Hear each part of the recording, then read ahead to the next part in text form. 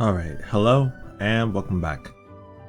So one thing that I've been wondering lately as I play through a bunch of Pokemon games, I'm super excited for Legends ZA, so I've been playing a lot of fan games and we're currently playing Omega Ruby and Alpha Sapphire. Darren and I also just completed our X and Y Soul Link, which I decided I wanted to just get through and upload all of it before Legends ZA comes out, because obviously big Pokemon moment. I'm going to document it for posterity. So on top of that, I thought about it and I don't really know who my favorite gym leaders are across the entire franchise. So that's what we're going to do today. So I've got a document here from Kanto to Sinnoh. Today we're going to do Kanto. This is going to go from 8th place all the way up to 1st place, and I actually did surprise myself as to how many times I switched around which gym leaders are my favorite. And one thing that I also noticed that I'll touch on now is that I don't think I have too many reasons the later the franchise goes. There's a lot less cons to gym leaders because they kind of made them better over the franchise. Especially by the time we get to Gen 8, gym leaders are just really cool and hard to hate. So Gens 1 and 2 are probably going to have a lot more negatives than positives. That's not for any particular reason. It's just because the further back you go, the harder it is to really nail down the gym leaders. And perhaps that'll change once I play Let's Go Pikachu and Eevee. But for now, number 8, we've got Lieutenant Surge. Now, Lieutenant Surge is a really hard character to put at 8th.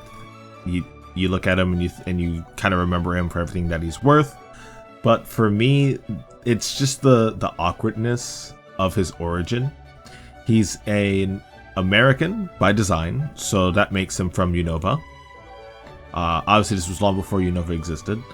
And any sort of concept of a war in Pokemon is extremely vague. Even the ones that we know the most about from, say, Gen 6, we really just know what happened. We don't really know why the war is taking place, who's fighting each other. And it's kind of the same for Lieutenant Surge, who back then was probably more realistically tied. And one thing that I learned about Surge, I did at one point want to make a whole video about this, but one thing about Surge that I realized was that after World War II especially, there were Americans that were still there in the country for a while. And this is probably for a plethora of reasons. Obviously, there were people who were Japanese unfairly interned at camps at one point during World War II. It was a pretty hard time for the country overall. And it was a pretty hard time for the world, obviously, with it being World War II.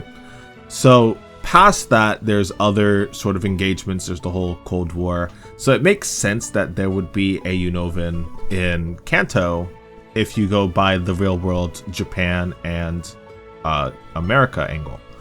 But I just don't really think that's compelling. It's more confusing because we just don't really understand what those situations were.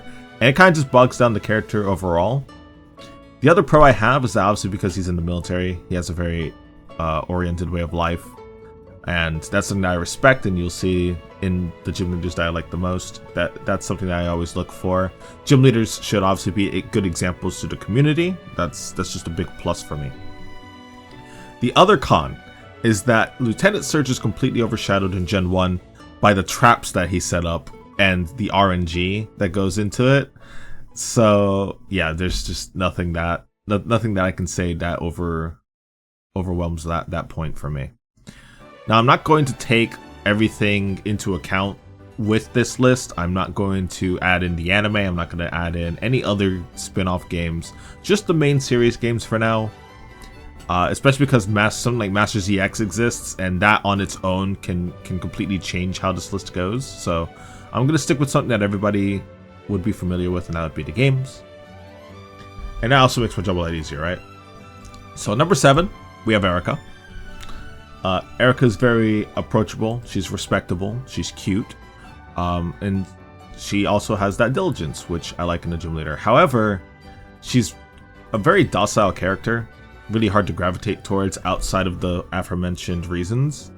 And she sleeps a lot. which I don't really think can be endearing after a while. So yeah, not too much to say about this character, especially compared to Lieutenant Surge, which again makes it very interesting that I ended up putting him in 8th. But I think that all the confusion that Surge has, Erica obviously just doesn't have that. She's rooted pretty well as a botanist, so it's a lot harder to dock her points for confusion.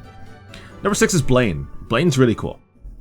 It turns out that the reason why he ended up using the fire type as his primary typing for his gym is because he met a Moltres that guided him down a dark mountain, and that inspired him to use the fire type, which is really, really cool.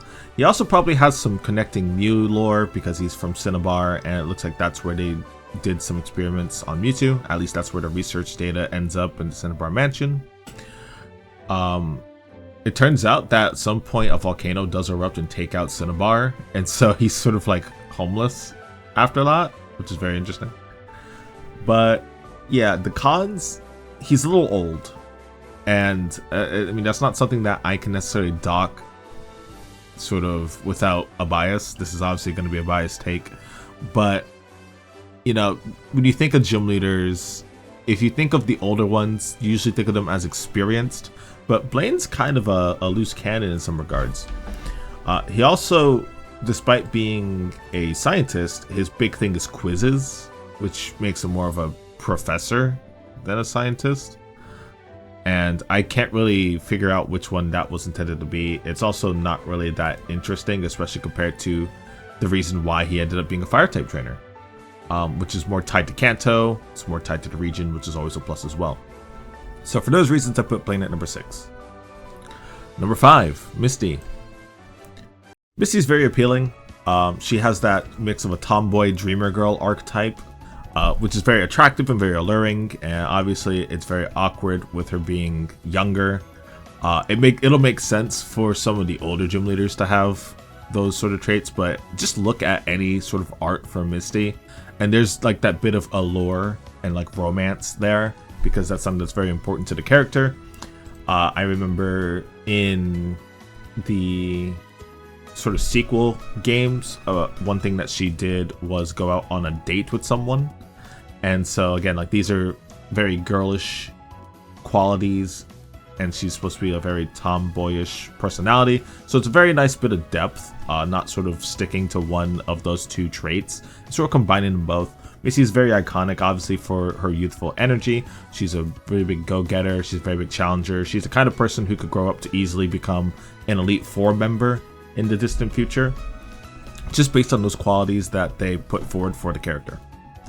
Cons, I don't really think that being a swimmer is all that interesting. It does tie into the rest of what she has going on because it is a competitive sport, but I just prefer some of the other gym leaders to her when it comes down to it. So that's why she's stuck at number 5. Number 4, we're going to go with Giovanni.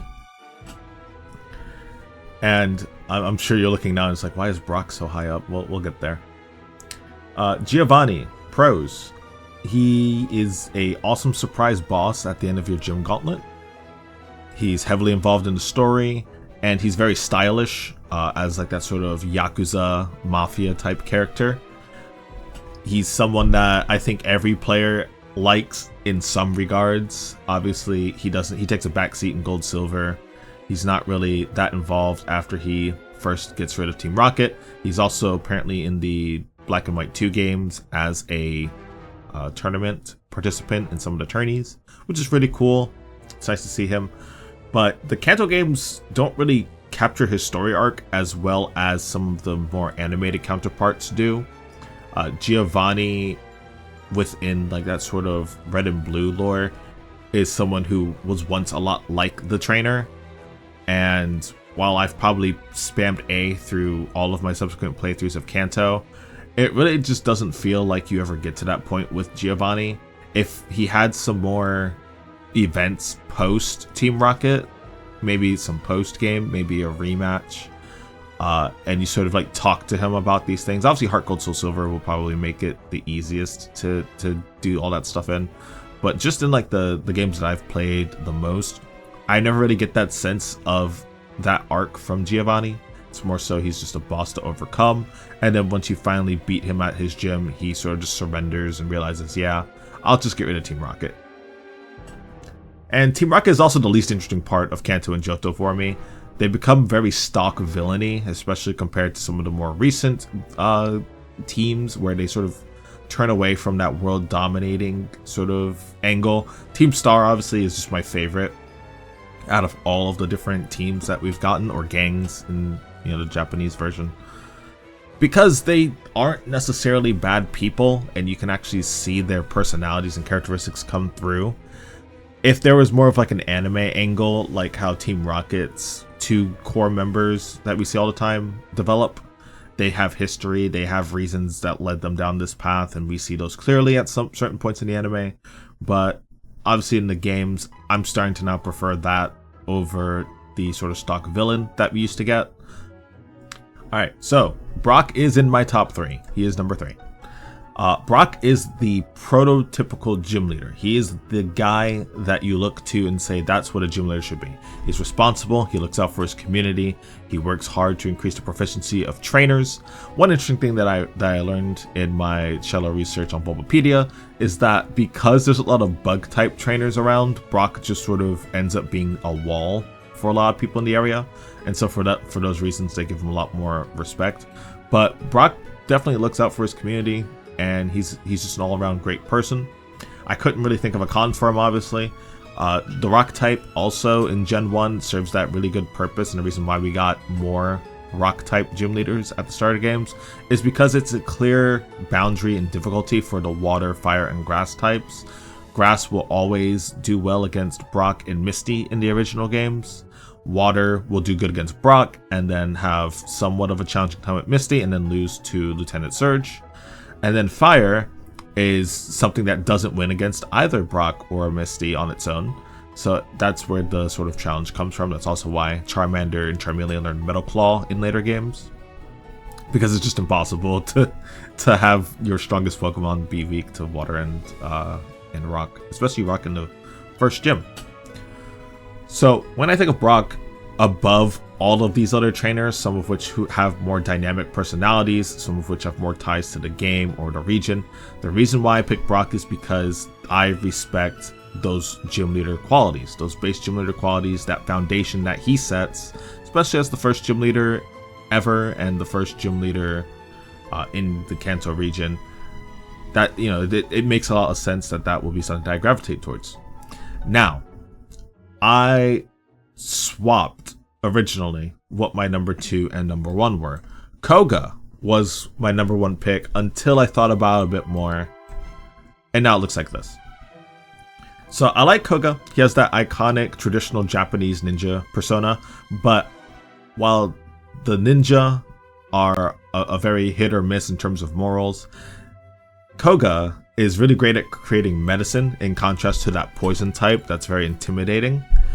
He's a great father, which he's the only one in Gen 1 who has that sort of family tie. He's the only gym leader from this bunch that got promoted to the Elite Four, and he's very similar to Brock. He looks out for his community, he's very responsible, he's very respectable. So that's why Koga ended up being at number 2, and originally at number 1. But then I looked a little bit more at Sabrina, and I thought about it, and I think that the parasocial relationship that I have to Sabrina over the rest of the gym leaders is enough for me to push her up there. And I say parasocial, but it's really just like the character arc that they sort of nudge at with Sabrina. She's the type of person who doesn't really budge in the original games, and then by the time we get to Gen 5, it turns out that she's traveling to Unova to be a part of Pokestar Studios. She's got a really big struggle where she has a lot of power, but she doesn't really know how to wield it, nor does she really want to wield it. She doesn't really want to be a gym leader. But then by her heart gold, soul silver designs, she's grown up a bit. She looks a lot more relaxed in the way that she dresses. And there's also the fact that in order for her to be a gym leader, she ended up usurping the fighting dojo next door. So for all those reasons, I think that Sabrina is a really compelling character. I know I said I'm not going to include anime and manga lore, but it's very interesting that there's a lot of gym leaders in the Adventures manga that actually ended up working for Team Rocket at one point, and Sabrina was one of them. And I think that when I took a step back, I thought, wow, that actually kind of makes a lot of sense for her to start at a position like that. But again, we're only going by the gyms. So I think that Sabrina is my favorite Kanto gym leader, followed by Koga and Brock. My least favorite is Lieutenant Surge because he confuses me a lot with the way that he's presented. So let me know what you guys think of this list. What are your favorite gym leaders from the Kanto region? And until next time, I hope you take care.